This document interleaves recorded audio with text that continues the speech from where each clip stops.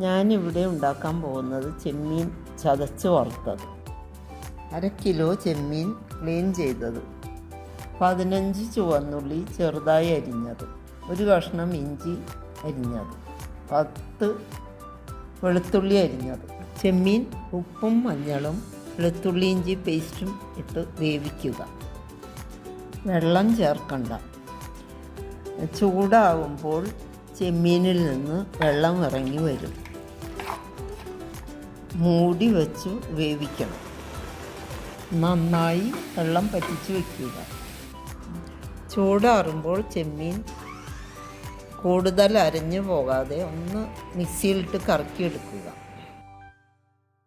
പാനിൽ 4 സ്പൂൺ എണ്ണയൊഴിച്ച് ഉള്ളി അരിഞ്ഞതും വെളുത്തുള്ളി അരിഞ്ഞതും 2 പച്ചമുളക് അരിഞ്ഞതും വേപ്പിലയും ചേർത്ത് ഇളക്കി വഴറ്റുക. കൂടെ 1/2 കപ്പ് തേങ്ങ ചുരണ്ടിയതും 1 സ്പൂൺ മുളക് പൊടി, മഞ്ഞൾപ്പൊടി.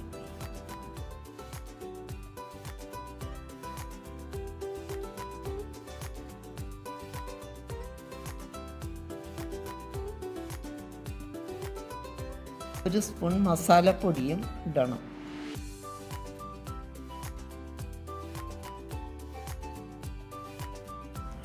ചതച്ച ചെമ്മീനും ചേർത്ത് ഇളക്കുക.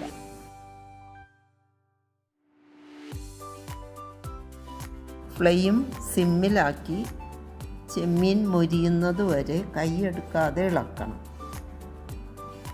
ചെമ്മീൻ നന്നായി മൊരിഞ്ഞു കഴിഞ്ഞാൽ അല്പം ഉപ്പ് നോക്കി, ഉപ്പ് പോരെങ്കിൽ ഉപ്പും 1 സ്പൂൺ കുരുമുളക് പൊടിയും ചേർത്ത് ഇളക്കുക.